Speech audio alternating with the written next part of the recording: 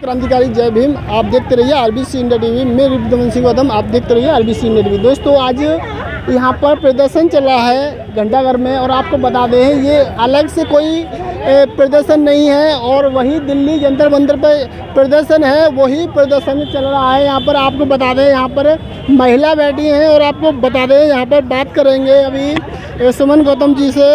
यहाँ पर सुमन दीदी, यहाँ पर प्रदर्शन चल रहा है कई दिनों से, तो ये कब से चालू हुआ था? ये हमने 22 तारीख से शुरू किया है। तो जंतर मंतर पर धरना चल रहा है 1 महीने से, तो उसी कड़ी में हम 20 तारीख को दिल्ली गए। दिल्ली के अंदर जब हम गए तो हमने 12 बजे तक सब ठीक ठाक था, 2 बजे तक सब ठीक ठाक था। जैसे ही 4 बजे पुलिस ने लाठियाँ भाजना शुरू कर दी हमारे बच्चों पर। फिर थोड़ा सा हम पीछे हटे, फिर आंसू गैस के गोले उन्होंने छोड़ना शुरू कर दिए। तो आँखों में हमारी प्रॉब्लम हुई, लेकिन हम थोड़े पीछे होते गए। लेकिन जो बर्बरता वहाँ हुई उसको देखकर मन जो बहुत विचलित हुआ।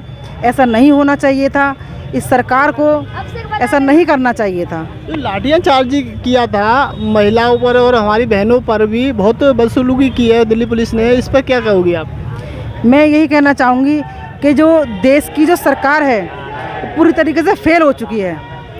अब इनके बस का कुछ है ही नहीं, क्योंकि ये ना तो देश की शिक्षा पर काम करते हैं, न स्वास्थ्य पर काम कर पा रहे हैं, न रोजगार पर काम कर पा रहे हैं। जो देश का युवा बेरोजगार घूम रहा है, ऐसे ही किसी जज साहब ने उनको कह दिया कॉकरोच घूम रहे हैं। तो एक व्यक्ति का जमीर जागा, इसका नाम था अभिषेक दीप के जी, तो उन्होंने कॉकरोच जनता पार्टी बना ली।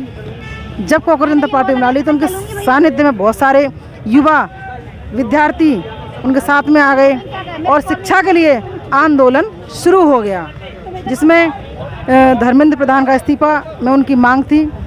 तो वो आज भी डटे हुए हैं। तो इसी कड़ी में हमारा मन बहुत विचलित हुआ।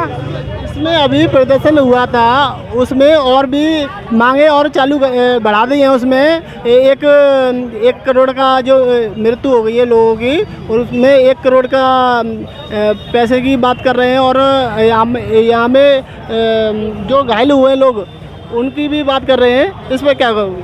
बिल्कुल सही मांग है। मैं तो कहूँगी कि 1 करोड़ रुपया तो कम है। आप 1 करोड़ रुपया में किसी का बच्चा नहीं ला सकते।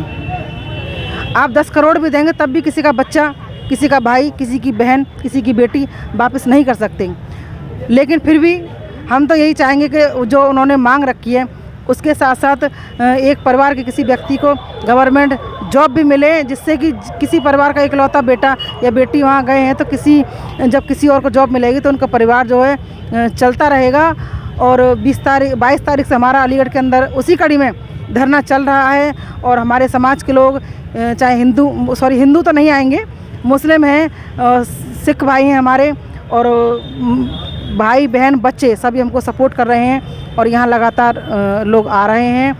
तो हम यही उम्मीद है कि धर्मेंद्र प्रधान का इस्तीफा बहुत जल्दी स्वीकार कर लिया जाएगा। धर्मेंद्र प्रधान का इस्तीफा देने से क्या सिस्टम सही दोबारा से रिवील हो जाएगा?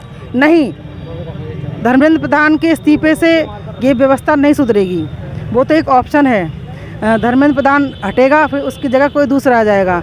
हमारी ये मांग होनी चाहिए, और है, हम ये मांग उठा रहे हैं कि जो हमारे देश के प्रधानमंत्री की कुर्सी पर जो बैठे हैं नरेंद्र मोदी जी, हम उनका इस्तीफा चाहते हैं। क्योंकि जब देश की सर्वोच्च कुर्सी पर बैठे हुए जो प्रधानमंत्री हैं, जब वही देश को संभाल नहीं पा रहे हैं, तो उनका भी इस्तीफा बहुत ज़रूरी है। इसलिए उनका भी इस्तीफा लिया जाना चाहिए, तभी हमारा देश बच पाएगा। और एक समस्या और आ रही है जंतर मंतर में, वहाँ पर खाना दे रहे थे बच्चों को और स्टूडेंटों को सहायता कर रहे थे लोग, तो उनको नहीं जाने दे रहे हैं अब पुलिसकर्मी। तो इस पर क्या कहेंगे आप? ऐसा नहीं है, जो पुलिसकर्मी उनको रोक रहे हैं तो कहीं ना कहीं वो अपने बच्चों के भविष्य के साथ खिलवाड़ कर रहे हैं। क्योंकि जो पुलिसकर्मी वहाँ लगे हुए हैं उनके बच्चे शिक्षा कहीं ना कहीं प्राप्त कर रहे हैं, और जो नेतागण हैं उनके बच्चे कहीं ना कहीं शिक्षा ले रहे होंगे। तो हमारा यही कहना है कि वो उन बच्चों को खाना देने से ना रोकें, और अगर रोक भी रहे हैं तो हम ये कहना चाहते हैं कि जो वहाँ के हमारे देश के जो निवासी हैं वो उन बच्चों को भूखा मरने नहीं देंगे। क्या लगता है वहाँ पर प्रदर्शन हो रहा था, जब लाठीचार्ज हुआ था वहाँ पर प्रदर्शन पुलिस के साथ कुछ गुंडे भी थे सादा वर्दी में? जी बिल्कुल, वो आरएसएस के गुंडे थे और एक व्यक्ति पुलिस वाला पीछे हाथ करके खड़ा था, तो उसके हाथ पर लिखा हुआ था आरएसएस, तो निश्चित ही वो आरएसएस के गुंडे थे। और कुछ व्यक्ति, उनकी जो नेम प्लेट थी वो भी हटा दी गई थी। और एक कमाल की बात देखिए, जब एक महिला पुलिसकर्मी से ये पूछा गया कि आपने ये नेम प्लेट क्यों हटाई है, तो वो महिला पुलिसकर्मी बड़ी ही उससे कहती है कि ये गर्मी के कारण हटाया गया, कि इससे गर्मी लग रही थी। अब आप सोचिए उनकी मानसिकता कितनी घृणित रही होगी कि वो एक नेम प्लेट को गर्मी से जोड़ करके उसका अपना बचाव कर रहे हैं। अब जो धरना प्रदर्शन चला है आपका और दिल्ली में, और ये तो कब तक चलेगा?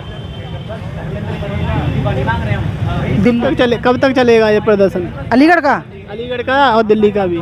जी बिल्कुल, जैसा कि उन्होंने कहा है, दीपके जी ने भी कहा है और जो हमारे बानचुक जी हैं उन्होंने भी ये कहा है, और खासकर जो हमारे विद्यार्थी हैं उनकी ये मांग है कि जब तक धर्मेंद्र प्रधान का इस्तीफा नहीं आएगा तब तक ये धरना निरंतर चलता रहेगा।